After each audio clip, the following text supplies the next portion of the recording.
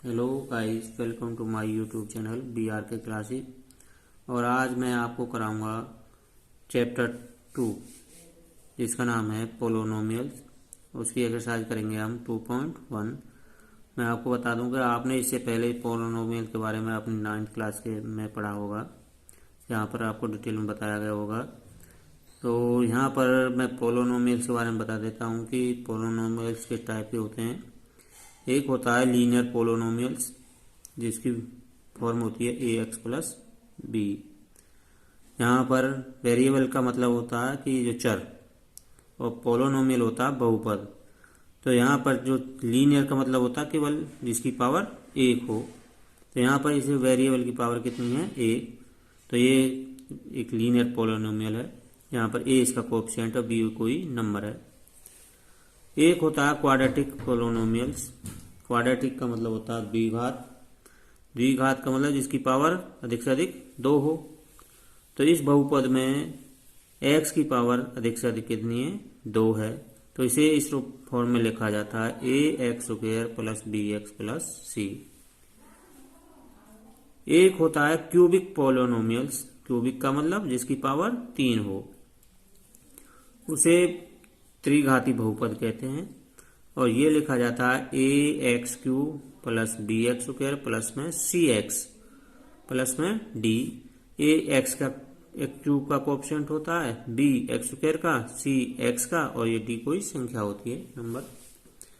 एक इसमें आता है zeros of polynomials. Zeros of polynomials यानी कि वह संख्या हम फाइंड आउट करते हैं जहां पर वो बहुपद है जीरो हो जाता है। तो जीरो ऑफ पोलोनोमियल्स होता है -b/a। मैं आपको ये बता दूं ये किस टाइप में होता है। तो जो पोलोनोमियल होता है px = ax प्लस b, ये लीनियर पोलोनोमियल होता है। मान लीजिए कोई भी संख्या है या कोई भी नंबर है, वो मान लिया हमने k है। वहां पर ये पोलोनोमियल्स क्या हो जाता है, =0, यानी k की मान जो हम यहाँ पर रखेंगे x है, वहां पर ये क्या बन जाता है, पोलोनोमियल्स 0 हो जाता है।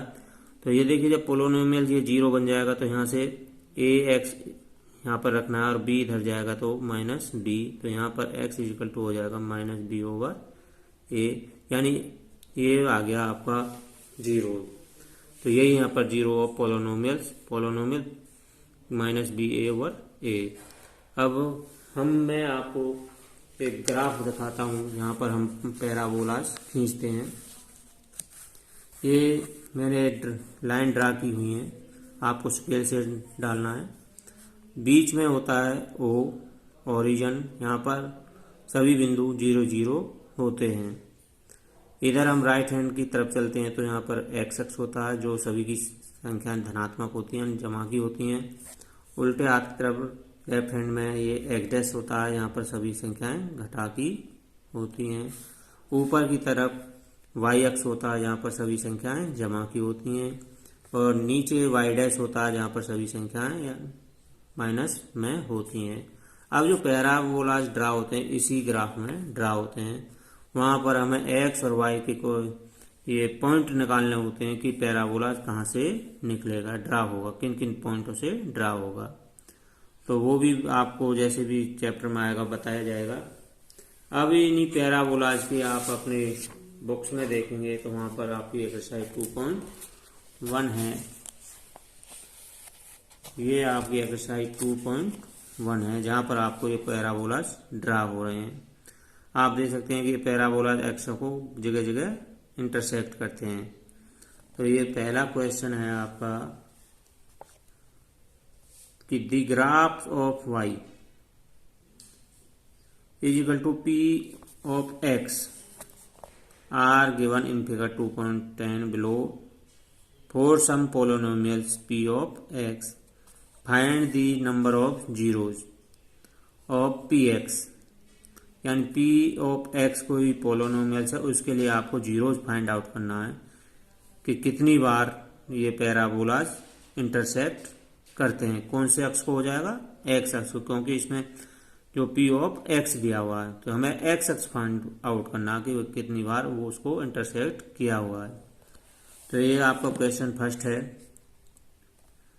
और इसका एक पहला पार्ट है, इसमें ये लाइन ड्रा हुई है जैसे मैंने आपको ग्राफ में दिखाया था। तो ये ओरिजिन है, इधर एक्स अक्ष है, इधर एक्स डैश अक्ष है, ऊपर वाई, नीचे वाई डैश।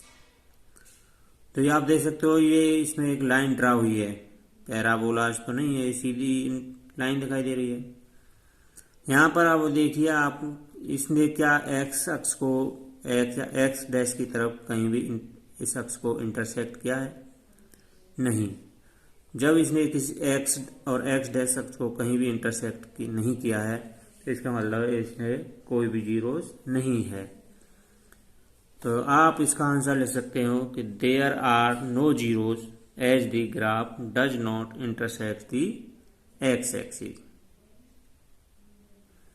उसके साथ अब आप देखिए इसका सेकंड पार्ट, ये पैराबोलाज है, क्योंकि पैराबोलाज कर्व टाइप में होते हैं। इनको कर्व भी कह सकते हैं, पैराबोलाज तो होते हैं। इनके बारे में आप 9th में पढ़ेंगे और अधिक से अधिक आप अपनी 11th 12th में भी पढ़ेंगे। अब आप ये देखिए, इस पैराबोलाज ने एक्स अक्ष को कितनी बार या कहाँ कहाँ पर इंटरसेक्ट किया है। तो ये पैराबोला ने इधर वाई डैश को इंटरसेक्ट किया था और इधर एक्स अक्ष को भी। तो हमें तो केवल पी ऑफ एक्स यानी एक्स अक्ष के बारे में बताना है। तो आप देखिए कि एक्स और एक्स डैश अक्ष को कहाँ केवल एक वन पॉइंट पर ही इंटरसेक्ट किया है। तो इसका आप आंसर लिखोगे कि the number of zeros is only 1। The graph intersect x axis eight 1 point. ये इसका आंसर हो जाएगा। अब हम करेंगे थर्ड पार्ट। थर्ड पार्ट में आप देखिए कि पैराबोलाज ने एक्स डैश और एक्स अक्ष को इंटरसेक्ट किया है। तो देखिए, एक्स डैश को एक पॉइंट यहाँ पर है, एक पॉइंट यहाँ पर है और एक पॉइंट यहाँ पर है। तो इसने 3 पॉइंटों पर एक्स और एक्स डैश अक्ष को इंटरसेक्ट किया है।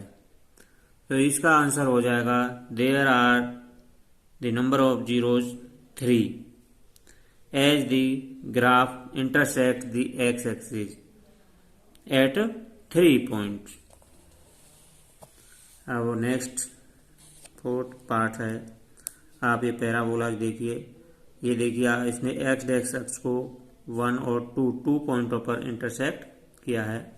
इसी प्रकार आप इसकी आंसर भी अपनी लैंग्वेज में लिख सकते हैं कि there are the number of zeros is 2 as the graph intersect the x-axis 2 points।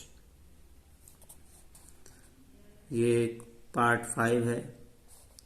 इस पैराबोलाज को देखिए, इसने x डैश और x अक्ष को कहाँ कहाँ पर कितनी बार इंटरसेक्ट किया है। तो इस पैराबोलाज ने 1 2 3 4। तो इस पैराबोलाज ने एक्स अक्ष को 4 टाइम्स इंटरसेक्ट किया है। तो इसका आंसर आपको लिखना है the number of zeros is 4 as the graph intersect the x axis at 4 points. अब आप देखिए पार्ट 6। इसमें पैराबोलाज को देखिए आप, इसने पैराबोलाज ने एक्स और एक्स डैश में 1 2 3 केवल एक्स और एक्स डैश को देखना है।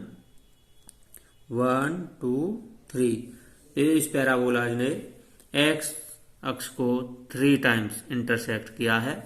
तो आपको लिखना है the number of zeros is 3 as the graph intersect the x axis at 3 point. यानी इसने 3 बार काटा, तो लिखना है कि इसने 3 पॉइंटों पर इंटरसेक्ट किया है। तो इस बार आपकी एक्सरसाइज 2.1 कंप्लीट हो गई है।